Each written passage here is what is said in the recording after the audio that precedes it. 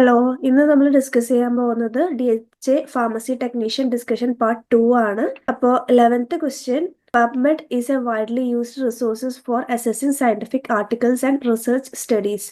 Which category does PubMed belongs to in terms of drug information resources? A. Primary, B. Secondary, C. Tertiary, D. Quaternary. ഇപ്പോൾ PubMed ഏത് category drug information റിസോഴ്സസിലെ ഏത് കാറ്റഗറിയിലാണ് include ചെയ്തിട്ടുള്ളത് എന്നാണ് question ചോദിച്ചിട്ടുള്ളത്.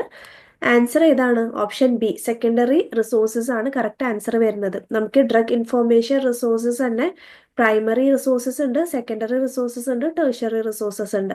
അപ്പൊ ഇതിൽ primary resources എന്ന് പറഞ്ഞാൽ എന്താണ്? അതിൽ original reports of the research ആണ് ഇൻക്ലൂഡ് ചെയ്തിട്ടുള്ളത്. ആ ഒരു റിസർച്ചിന്റെ ഒറിജിനൽ റിപ്പോർട്ട്സ് കാര്യങ്ങളാണ് പ്രൈമറി റിസോഴ്സസിൽ വരുന്നത്. ഇപ്പൊ എക്സാമ്പിൾസ് പറയുന്നുണ്ടെങ്കിൽ സ്റ്റഡി ഡിസൈൻസ്, അതേപോലെ ജേർണൽസ്, ഇതൊക്കെ എക്സാമ്പിൾസ് ഓഫ് പ്രൈമറി റിസോഴ്സസ് ആണ്. ഇനി സെക്കൻഡറി റിസോഴ്സസ് എന്ന് പറയുമ്പോൾ ഈ പ്രൈമറിനെ ഒന്നുകൂടെ സമ്മറൈസ് ചെയ്തിട്ടുള്ള റിസോഴ്സ് ആണ് ഈ ഒരു സെക്കൻഡറി എന്ന് പറയുന്നത്. മെഡ്ലൈന്, പബ്മെഡ്, ഇതൊക്കെ സെക്കൻഡറി റിസോഴ്സസിന്റെ എക്സാമ്പിൾസ് ആണ്. പിന്നെ ടേർഷ്യറി വരുന്നുണ്ട്. ടേർഷ്യറി എന്ന് പറയുമ്പോൾ ഈ പ്രൈമറി റിസോഴ്സസിനെയും സെക്കൻഡറി റിസോഴ്സസിനെയും ഒന്നുകൂടെ കൺസൈസ് ചെയ്ത് ഒന്നുകൂടെ സമ്മറൈസ് ചെയ്ത് വരുന്ന വേർഷൻ ആണ് ഈ ഒരു ടേർഷ്യറി റിസോഴ്സസ് എന്ന് പറയുന്നത്. നമുക്കൊരു ഈസി റെഫറൻസിന് വേണ്ടി നമ്മൾ യൂസ് ചെയ്യുന്നതാണ് ടേർഷ്യറി റിസോഴ്സസ്. ടെക്സ്റ്റ് ബുക്ക്, അതേപോലെ ഫാക്ട്സ് ആൻഡ് കമ്പാരിസൺ, ഇതൊക്കെ ഈ ഒരു ടേർഷ്യറി റിസോഴ്സസിന്റെ എക്സാമ്പിൾ ആണ്. അപ്പോൾ പബ്മെഡ് എന്ന് പറയുന്നത് it is A secondary drug information resource. Okay. Next question, a 10-year-old child is prescribed with loratadine for allergic symptoms. What is the appropriate dose for this child?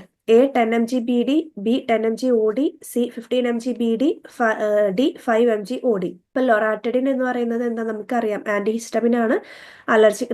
അലർജിക്ക് treat ചെയ്യാൻ വേണ്ടിയിട്ട് നമ്മൾ use ചെയ്യുന്നതാണ്. അപ്പൊ 10-year-old ചൈൽഡിൽ ലൊറാറ്റഡിന്റെ dose എന്താണെന്നാണ് ചോദിച്ചിട്ടുള്ളത്.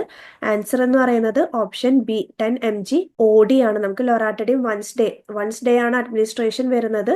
ഇപ്പൊ ഒരു 6 years and above child ആണെന്നുണ്ടെങ്കിൽ നമുക്ക് ആ ഒരു സ്റ്റാൻഡേർഡ് ഡോസ് ആയിട്ട് 10 mg BD 10 mg OD administer ചെയ്യാൻ പറ്റും.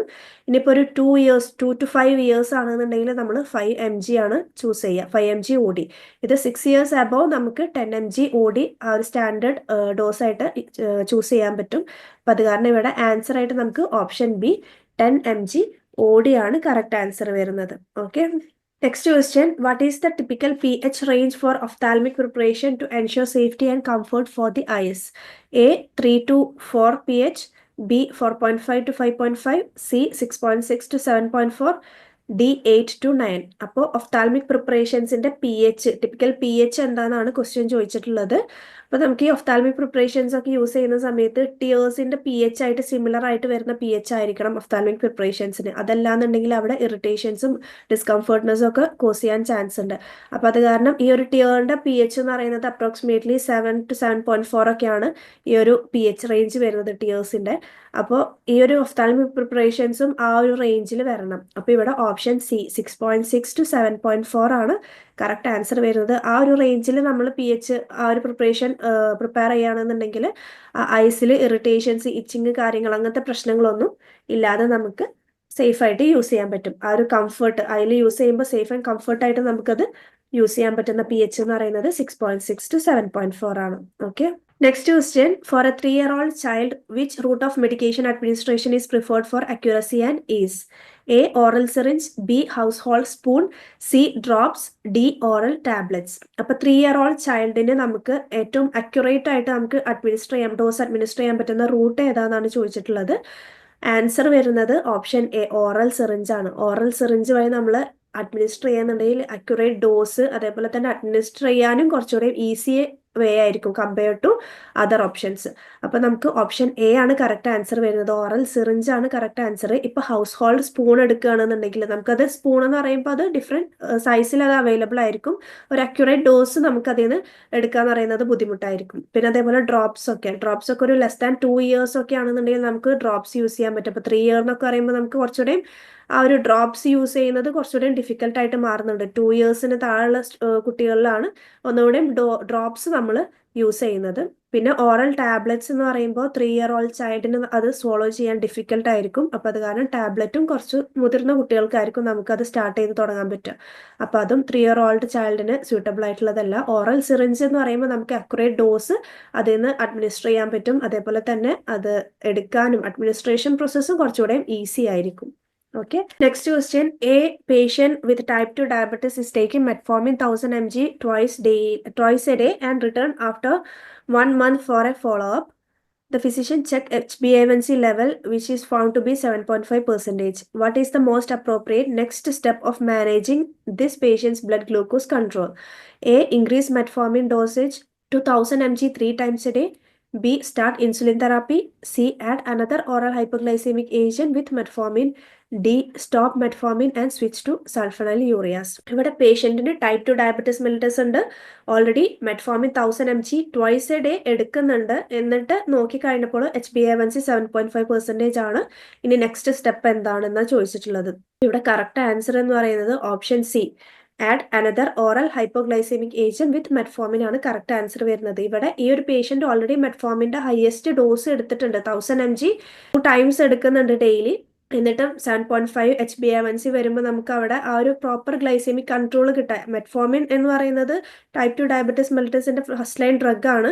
അതുകൊണ്ട് മാത്രം ഒരു പ്രോപ്പർ ഗ്ലൈസെമിക് കൺട്രോൾ കിട്ടുന്നില്ല എന്നുണ്ടെങ്കിൽ ബെറ്റർ ഓപ്ഷൻ എന്ന് പറയുന്നത് എന്താണ്? അതിൻ്റെ ഒപ്പം നമുക്ക് വേറെ ഏതെങ്കിലും ഓറൽ ഹൈപ്പോഗ്ലൈസെമിക് ഏജൻസ് ആയിട്ട് നമുക്ക് സൾഫണൈൽയൂറിയ, SGLT2 ഇൻഹിബിറ്റേഴ്സ്, DPP4 ഇൻഹിബിറ്റേഴ്സ്, ഇതൊക്കെ നമുക്ക് ആഡ് ഓൺ ചെയ്ത് കൊടുക്കാൻ പറ്റിയിട്ടുള്ള ഡ്രഗ്സ് ആണ് മെറ്റ്ഫോമിന്റെ ഒപ്പം.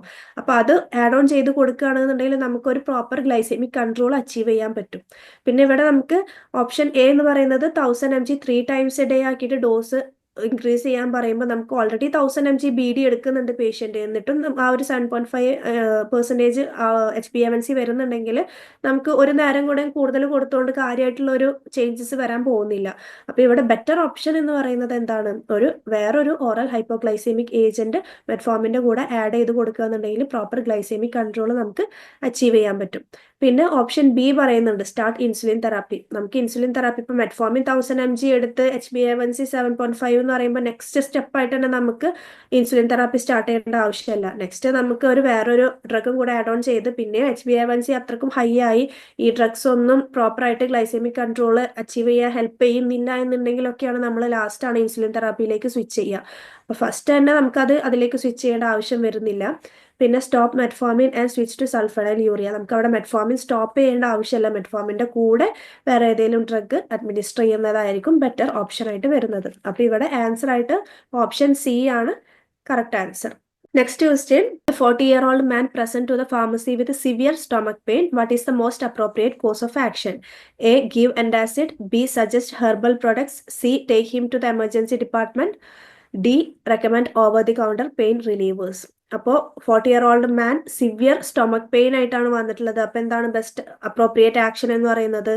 Option C, take him to the emergency department ആണ് കറക്റ്റ് ആൻസർ വരുന്നത്. കാരണം severe pain, severe stomach pain എന്ന് പറയുന്നത് അത് എന്തെങ്കിലും ഒരു സീരിയസ് കണ്ടീഷനെ ഇൻഡിക്കേറ്റ് ചെയ്യുന്നതായിരിക്കും. അപ്പോൾ സിവിയർ കണ്ടീഷൻ ആണെന്നുണ്ടെങ്കിൽ നമുക്ക് അവിടെ ബെറ്റർ ഓപ്ഷൻ എന്ന് പറയുന്നത് എന്താണ്? പേഷ്യന്റിനെ എമർജൻസി ഡിപ്പാർട്ട്മെന്റിലേക്ക് റെഫർ ചെയ്യുന്നതായിരിക്കും ബെറ്റർ ഓപ്ഷൻ എന്ന് പറയുന്നത്.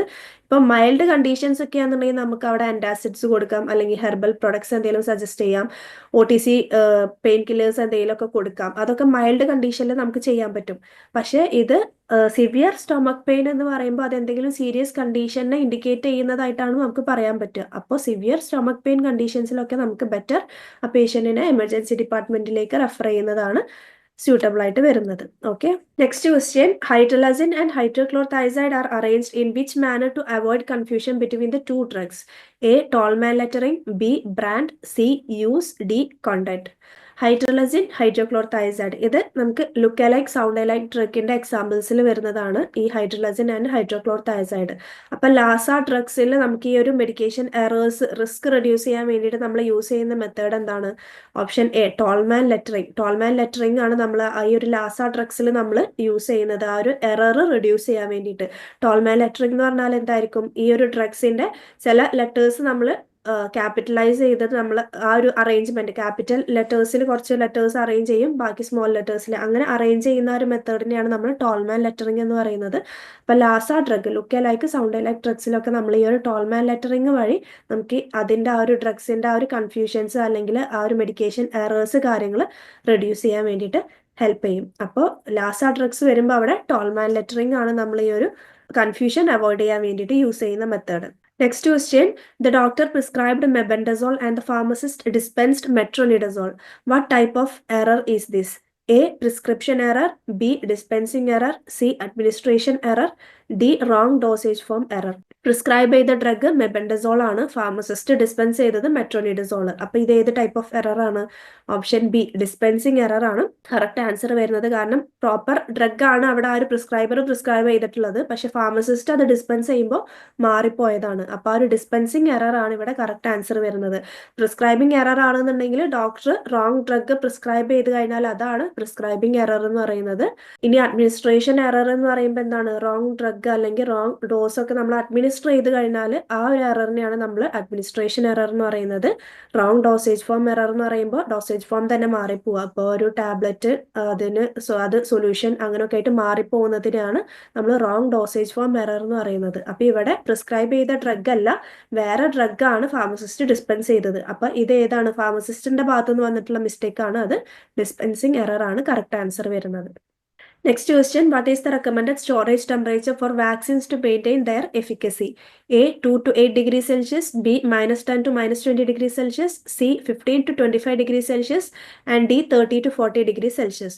ഇപ്പൊ വാക്സിൻസിന്റെ സ്റ്റോറേജ് ടെമ്പറേച്ചർ ആണ് ചോദിച്ചിട്ടുള്ളത്. ഈ ടെമ്പറേച്ചർ ബേസ് ചെയ്തിട്ടുള്ള ക്വസ്റ്റ്യൻസ് ടെക്നീഷ്യൻസിന് എപ്പോഴും ചോദിക്കുന്നതാണ്. റൂം ടെമ്പറേച്ചർ ഏതാണ്, ഫ്രീസ് ടെമ്പറേച്ചർ ഏതാണ്, വാക്സിന്റെ സ്റ്റോറേജ് ടെമ്പറേച്ചർ ഏതാണ്, അങ്ങനെയൊക്കെ പല രീതിയിലും ഈ സ്റ്റോറേജ് ടെമ്പറേച്ചർ റിലേറ്റഡ് ക്വസ്റ്റ്യൻസ് ചോദിക്കുന്നുണ്ട്. അപ്പോൾ വാക്സിൻസിന്റെ സ്റ്റോറേജ് ടെമ്പറേച്ചർ എന്ന് പറയുന്നത് it is 2 to 8 degree Celsius. Refrigerated ടെമ്പറേച്ചറിലാണ് നമ്മൾ ഈ വാക്സിൻ, മോസ്റ്റ് വാക്സിൻസും നമ്മൾ ഈ ഒരു 2 to 8 ഡിഗ്രി സെൽഷ്യസിലാണ് സ്റ്റോർ ചെയ്യുന്നത്. Okay. Next question. A famous football player visited your pharmacy to buy medication. Your friend asked you to share the details about their visit. What is the most ethical and professional response? A. Share the details privately since your friend won't tell anyone. B. Only disclose the medication but not the patient's identity. C. Politely refuse and explain that the patient information is confidential. D. Share only general information such as player's health condition without mentioning the medication. അപ്പോൾ famous football player pharmacy visit ചെയ്തു, ആളുടെ conditions കാര്യങ്ങളൊക്കെ നിങ്ങളുടെ friend details ചോദിക്കുന്നുണ്ടെങ്കിൽ എന്താണ് most ethical and professional response ഏതാണെന്നാണ് ചോദിച്ചിട്ടുള്ളത്. Option C, politely refuse and explain that the patient information is confidential. നമ്മളത് ഡീറ്റെയിൽസ് കാര്യങ്ങൾ ഫ്രണ്ട്സിന്റെ അടുത്തായാലും അത് പറയാൻ പാടില്ല. ഈ പേഷ്യന്റ് കോൺഫിഡൻഷ്യാലിറ്റി അത് ഇമ്പോർട്ടൻ്റ് ആയിട്ടുള്ള കാര്യമാണ്. പേഷ്യൻസിന്റെ ഡീറ്റെയിൽസ് കാര്യങ്ങൾ, അവരുടെ കണ്ടീഷൻസ്, മെഡിക്കേഷൻസ് അതൊന്നും പേഷ്യന്റിന്റെ കൺസെന്റ് ഇല്ലാതെ ബാക്കി വേറെ ആരുടെ അടുത്തും ഡിസ്ക്ലോസ് ചെയ്യാൻ പാടില്ല. അപ്പൊ അത് കാരണം നമ്മൾ ആ ഒരു കണ്ടീഷൻ ഇപ്പൊ ഫ്രണ്ട് ആയാലും കൂടി ആ ഒരു ഡീറ്റെയിൽസ് പറഞ്ഞു കൊടുക്കാൻ പാടില്ല. പേഷ്യൻസിന്റെ ഇൻഫർമേഷൻ എന്ന് പറയുന്നത് കോൺഫിഡൻഷ്യൽ ആണ്. അപ്പൊ ഇതാണ് എത്തിക്കൽ ബേസിൽ നമ്മൾ നോക്കുമ്പോൾ ഇത് പറഞ്ഞു കൊടുക്കാൻ പാടില്ല എന്നുള്ളതാണ്. Option C, refuse and explain that the information patient information is confidential ആണ് കറക്റ്റ് ആൻസർ വരുന്നത്. ഓക്കെ. അപ്പൊ ഇത്രയാണ് ഇന്നത്തെ ഡിസ്കഷൻ വരുന്നത്. ബാക്കി ക്വസ്റ്റ്യൻസ് നമുക്ക് നെക്സ്റ്റ് ഡിസ്കഷനിൽ നോക്കാം. Okay, thank you.